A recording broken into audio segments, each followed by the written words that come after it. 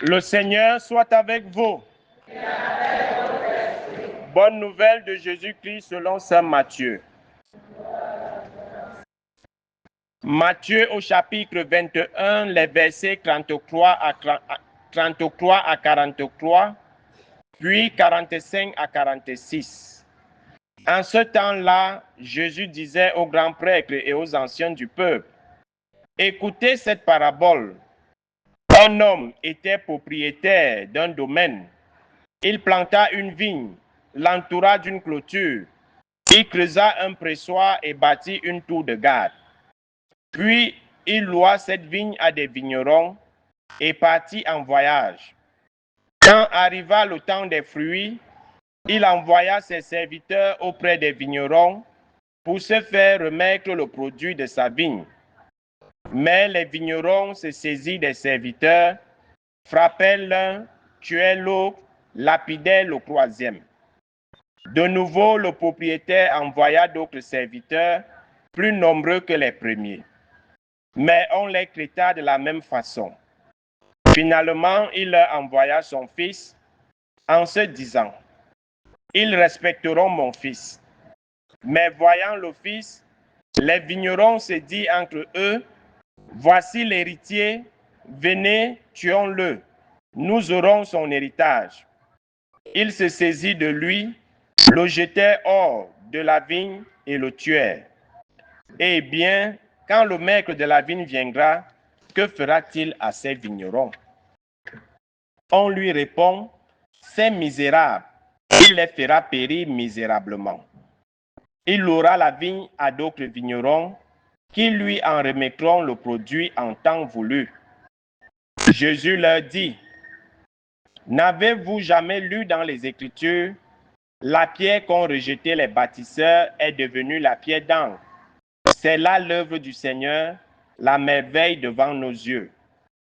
Aussi, je vous le dis, le royaume de Dieu vous sera enlevé pour être donné à une nation qui lui fera produire ses fruits. En entendant ces paraboles de Jésus, les grands prêtres et les pharisiens avaient bien compris qu'il parlait d'eux. Tout en cherchant à l'arrêter, ils eurent peur des foules parce qu'elles le tenaient pour un prophète. Acclamons la parole de Dieu. Bien-aimés de Dieu, chers frères et sœurs en Christ, loué soit Jésus-Christ. Loué soit le saint nom de Jésus-Christ. Bonsoir à tout le monde. J'espère que la semaine s'est bien déroulée. Nous sommes à l'aube du week-end, la période des bruits qui va commencer.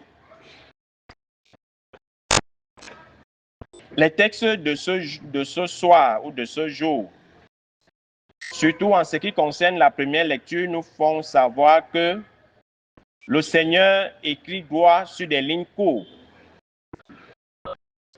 et que nos pensées parfois ne sont pas celles de Dieu. Pendant que certains pensent te faire du mal et pourtant ils sont en train d'accomplir la volonté de Dieu dans ta vie. C'est pour cela que le Seigneur nous demande de toujours rester dans cette attitude d'espérance et de confiance totale en lui. Quelles que soient les épreuves, quelle que soit la nature des persécutions. Et j'aime toujours dire, parfois nos ennemis, visibles et invisibles, pensent être les maîtres du jeu. Et pourtant, ils sont les pions de Dieu. Dieu les utilise plutôt pour nous préparer des lendemains meilleurs à travers le mal qu'ils nous font. Mais, comme nous ne savons pas lire les signes des temps ou comment Dieu agit dans notre vie, on a toujours l'impression que Dieu nous a abandonnés entre les mains de nos persécuteurs, entre les mains de nos oppresseurs. Joseph sera vendu par jalousie et parce qu'il était aimé de son père. Ses propres frères vont le vendre. Donc, pourquoi nous sommes souvent surpris que notre propre mort vienne de notre propre famille, de nos propres frères et sœurs? Pourquoi sommes-nous souvent surpris que nos trahisons les plus douloureuses proviennent de notre entourage? Si Joseph a été vendu par ses propres frères de sang. est-ce que nous, on va échapper à cela? Mais en le faisant, il se disait, il se débarrasse de Joseph. Mais pourtant, le Seigneur les utilisait parce que c'est ce même Joseph qui va être leur sauveur plus tard. C'est pour ça que j'ai commencé à dire que Dieu écrit droit sur des lignes pourpres. Et que nous ne devons pas souvent perdre espoir. On ne doit pas perdre espoir. Les difficultés d'aujourd'hui constituent les avantages de demain. Si nous demeurons dans cette espérance, nous allons voir que à travers le mal qui nous est fait, un grand bien nous est préparé. Un grand bien nous est préparé. À travers les persécutions d'aujourd'hui, les trahisons d'aujourd'hui, demain, c'est notre élévation qui est préparée.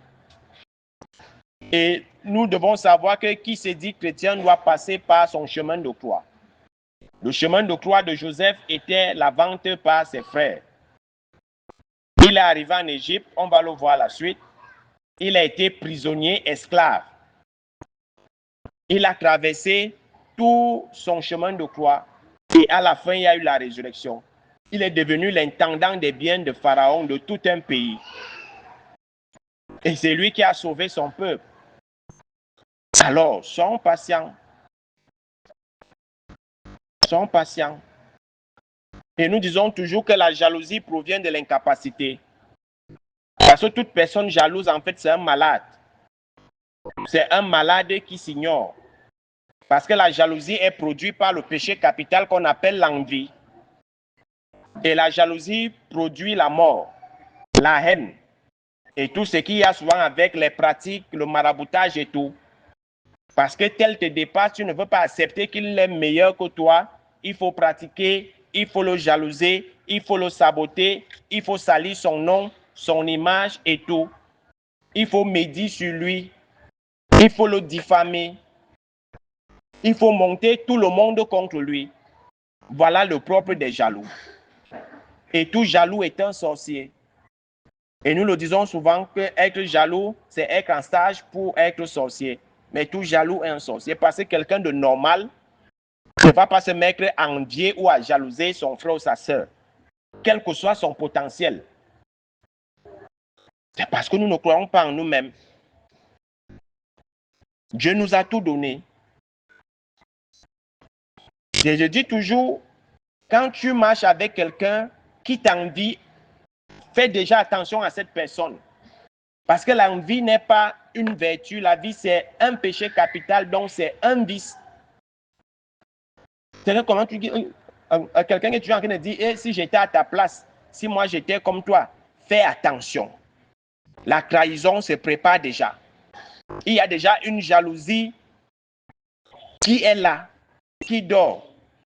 Il y a déjà une haine qui se prépare. Et qu'est-ce que nous avons souvent à la fin? Les trahisons et tout ce qui va avec. Si tu n'es pas assez chanceux, c'est 6 pieds sous terre. Donc, méfions-nous. Méfions-nous. Dans la première lecture, c'est la jalousie. Dans l'évangile, c'est presque le même son de cloche. Où Dieu qui crée le monde, il nous met dans ce monde pour continuer à le travailler et pour rendre des comptes après. Parce que l'histoire que Jésus raconte aujourd'hui, c'est notre histoire. C'est l'histoire de la création en quelque sorte. C'est l'histoire de notre présence sur terre. Parce que nous sommes co-créateurs. Et chacun de nous doit rendre compte au Seigneur après du travail qu'il est venu faire sur terre. Les vignerons ici, c'est nous. Nous sommes appelés à faire advenir le règne de Dieu sur cette terre. Alors, comment faisons-nous advenir ce règne de Dieu? Le moment venu où, quand on nous demande des comptes, au lieu de rendre les comptes de notre présence sur terre, on se saisit plutôt des messagers. On les moleste, on les tue, on les flagelle, on les lapide. Les messagers ici, c'est comme le texte le dit, les prophètes, les porteurs de messages, ceux qui annoncent la parole de Dieu tous les jours. Qu'est-ce que nous ne faisons pas d'eux? comment est-ce qu'il ne souffre pas dans nos bouches de tous les jours? Est-ce que tu as suivi le A1 de tel? Est-ce que tu as suivi ceci? Nous sommes des vignerons homicides. Le compte que tu dois faire à Dieu, tu ne le fais pas. Et on nous dit, le maître de la vigne, Dieu, ne se fatigue pas. Il envoie d'autres vignerons pour toujours vous appeler à la conversion. Mais au lieu de vous convertir, au lieu d'écouter la parole de Dieu, on tue encore. On roule les autres de coups, on tue certains, on lapide d'autres, on moleste d'autres. Il s'est dit, voilà, je vais envoyer mon fils. Peut-être ils auront peur de lui en tant qu'héritier. Il s'est dit, ah bon, voilà. Il a même envoyé son fils. Saisissons-nous de lui, tuons-le et la vigne nous appartiendra. C'est l'histoire de notre monde actuel. Donc seulement nous rejetons Dieu, nous rejetons tout ce qui est religieux, la foi, tout ce qui peut nous faire revenir sur la parole de Dieu, on rejette tout. On monde sans Dieu. Parce que nous voulons s'accaparer du monde de Dieu. Quand nous voyons comment ce monde fonctionne, l'être humain est en train de vouloir s'accaparer du monde de Dieu. Et soit que tout ce qui concerne la religion est aujourd'hui combattu. L'Église est combattue de l'intérieur comme de l'extérieur. Et par qui? Par nous les vignerons. Par nous chrétiens. De l'intérieur, on détruit l'Église. On tue l'Église. On sacrifie les hommes de Dieu. De l'extérieur, on fait la même chose. Parce qu'on veut s'accaparer du monde de Dieu pour instaurer un autre règne qui est le règne du diable. Et je vois que la jalousie est devenue comme l'air qu'on respire. C'est pour ça que tuer, faire le mal est devenu facile. Est-ce que c'est le travail que nous sommes amenés à faire sur cette terre? Chacun de nous doit rendre compte. La vigne ici, c'est cette terre que nous piétinons. La mission que chacun de nous est venu faire, est-ce que nous la remplissons comme il se doit? Ou nous passons le temps à vendre les autres, à tuer les autres, à lapider les autres, à saboter les autres, à salir l'image des autres? Mais faire le travail pour lequel nous avons été envoyés sur terre, faire le travail pour lequel nous avons été envoyés sur terre, on ne le fait pas. On se dit, accaparons-nous de tout. Mais soit que l'image de notre monde actuellement est lamentable, à tous les niveaux. Et nous, chrétiens qui devons montrer l'exemple, on fait partie des vignerons homicides. C'est nous qui tuons. C'est nous qui faisons tout ce qui est mauvais sur cette terre. Mais dans le nôtre, on va dire que ton règne vienne. Quel règne? Le règne de la jalousie, le règne des assassinats, le règne des sacrifices, le règne du mal. Quel compte rendu allons-nous faire à Dieu? Et quand Jésus nous dit, alors quand le Maître lui-même viendra, la récapitulation de toutes choses, qu'allons-nous dire? Qu'est-ce que Dieu va faire de cela? Qu'est-ce qu'ils ont répondu? Ces misérables, il les fera mourir misérablement. Et il va donner la vigne à ceux qui ont été fidèles. Tu vois, dans les béatitudes, on nous dit, le royaume de Dieu appartient aux doux. Alors, on sera éjecté de cette vigne, avec notre jalousie, avec notre cœur noir, avec notre envie et tout ce qui va avec. Alors faisons attention. Et le temps de carême, c'est un temps de conversion. Un temps où Dieu veut qu'on revienne chacun sur la mission pour laquelle il est dans sa vigne. Quel genre de vigneron je suis? Un vigneron homicide ou celui qui aide au salut des âmes? Un vigneron jaloux qui est prêt à vendre son frère, à sacrifier, à piétiner les autres pour s'élever, à éteindre les autres pour briller? C'est à chacun de nous de répondre à cette question.